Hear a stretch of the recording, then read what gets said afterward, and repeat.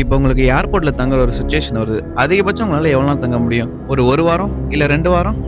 எவ்வளோ வசதி இருந்தாலும் நம்மளால ஒரு சிச்சுவேஷனால அதுக்கு மேல தங்க முடியாது. ஆனா, இந்த ஒரு மனுஷன் கிட்டத்தட்ட 18 வருஷம் அங்கேயே ஏர்போர்ட்ல இருந்திருக்காரு. ஆமா, கிட்டத்தட்ட 18 வருஷம் ஏர்போர்ட் விட்டு வெளியவே போ முடியாம, அதே சமயம் அவர் சொந்த ஊருக்கு போ முடியாம, சாப்பிடுறதும் அங்க தான், தூங்குறதும் அங்க தான். அதே சமயம் அவர் லைஃப்ப ஓட்டுனதே அங்க தான். இவரோட பேர் வந்து மேரன் கரிமி நாசேரி. இவர் வந்து ஒரு ஈரானிய சேர்ந்தவரு. இவர் வந்து ஒரு சிச்சுவேஷனால பெல்ஜியம்ல வாழ்ந்துட்டு இருக்காரு. அங்க அவரு பெல்ஜியம்ல இருந்து கடுப்பாகி, அவங்க அம்மா சொந்த ஊரான யுகேக்கு போலான்னு முடிவு பண்றாரு.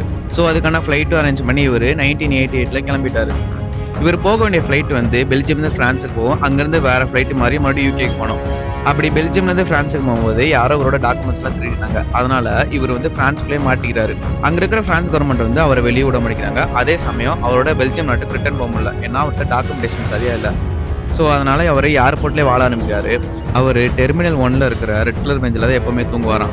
ஏர்போர்ட்ல வேலை பார்க்குற நெறைய பேர்ட்ட ஃப்ரெண்ட் ஆறாரு. அவங்க வந்து ஃபுட் குடுக்குறாங்க. அதே சமயம் நெறைய பேசஞ்சர் வந்து மணி ப்ரொவைட் பண்றாங்க அவருக்கு. நெறைய செக்யூரிட்டி வந்து கேட்டப்பல பேசஞ்சரா நடிச்சிருக்காரு. அதே சமயம் சில பேசஞ்சர்ட்ட செக்யூரிட்டி மாரி நடிச்சிருக்காரு. ஒரு கட்டத்தில நெறைய தடவ நோட்டீஸ் பண்ண ஏர்போர்ட் செக்யூரிட்டி என்ன பண்ணாங்கன்னா, அவருக்கு ஒரு சான்ஸ் குடுக்குறாங்க. மறுபடியும் இவர் நாட்டுக்கே போறதுக்காக. ஆனா இவரோட கண்ட்ரி ஐடென்டிட்டி வந்து பெல்ஜியம் மாத்தியாகணும். அதுக்கு இவரு மறுப்பு தெரிவிச்சுட்டாரு. ஸோ அதனால அவர் பிரான்ஸ் ஏர்போர்ட்ல தான் மறுபடியும் மாட்டியிருக்காரு. 18 வருஷம் இந்த ஏர்போர்ட்லயே அவர் இருந்திருக்காரு. அதுக்கப்புறம் அவருக்கு உடம்பு சரியில்லாம போகுது. அதனால ஹாஸ்பிட்டலைசேஷனுக்காக ஒரு பிரான்ஸ்ல இருக்க ஹாஸ்பிட்டல்ல அவர சேர்க்குறாங்க. அப்புறம் இவரு பிரான்ஸ்ல இருக்க ஷெல்டர்ல வந்திருக்காரு. இவர் வயசு 74 ஆகுது. பாடி வீக் ஆகுது. இவர் இறந்து போற ஸ்டேஜ் வருது. அப்ப இவர் என்ன பண்ணாருன்னா, இவர் வாழ்ந்த இடம் மறுபடியும் ஏர்போர்ட்டுக்கே போயிட்டு அங்கேயே உயிர் விடுறாரு. இந்த கதைய ரெஃபர் பண்ணி தான் இந்த டெர்மினல் ஒரு மூவி எடுத்திருக்காங்க. கதை டிஃபரெண்டா இருக்கலாம். ஆனா சிச்சுவேஷன் ஒண்ணா காமிச்சிருப்பாங்க.